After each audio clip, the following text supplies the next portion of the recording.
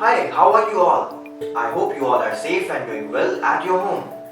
In this video, we will discuss the question which is being asked in the comment section of our previous video. So the question is, how can we detect the sources of direct traffic in Google Analytics?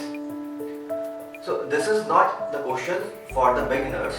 So I would suggest if you are a beginner in this field, if you are learning digital marketing, so you can have an overview, and I will also discuss this topic in the further lesson.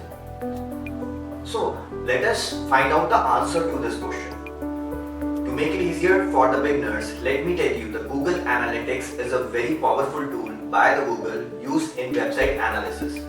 By using this tool, you can track down the source of visitors, those who are landing on your website. Not only the source of visitors, you can track down its location, time, duration, and so on. In my previous videos, I have discussed the different kind of traffics which land on your website. Those are direct traffic or direct visitors, referral traffic, your social media traffic, and paid traffic. So we can detect all these traffic or all these visitors by using the Google Analytics. Now coming back to the question that how can we find out the source of direct traffic?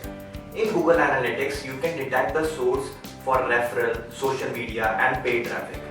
But it is difficult to detect the source for the direct traffic. So how can we find out from where we are getting the direct traffic on our website? What are the sources? So let us discuss. Now the first source is very common, that is manual search. If somebody is opening your website URL directly, typing or copy pasting your URL into the address bar, it will be considered as a direct traffic. The second one is bookmark. In a browser you have an option that you can bookmark the site so that you can easily remember it or you can open it later on. So if somebody is landing on your website from that bookmark link, so that visitor will be counted under the direct traffic. Now the third one is HTTPS to HTTP. As we all know, the HTTP stands for Hypertext Transfer Protocol and S stands for Secure Server. That is, if a person is landing on your website which is HTTP site from HTTPS site, then it will be counted under the direct traffic. I mean to say, if any person, it doesn't matter from where it is getting to that particular link, but if that link is being displayed on the secure server site, that is HTTPS site, and it is landing on your website which is not secure, which is HTTP, then that visitor will be counted under the direct traffic. I hope you got my point. The fourth source is documents.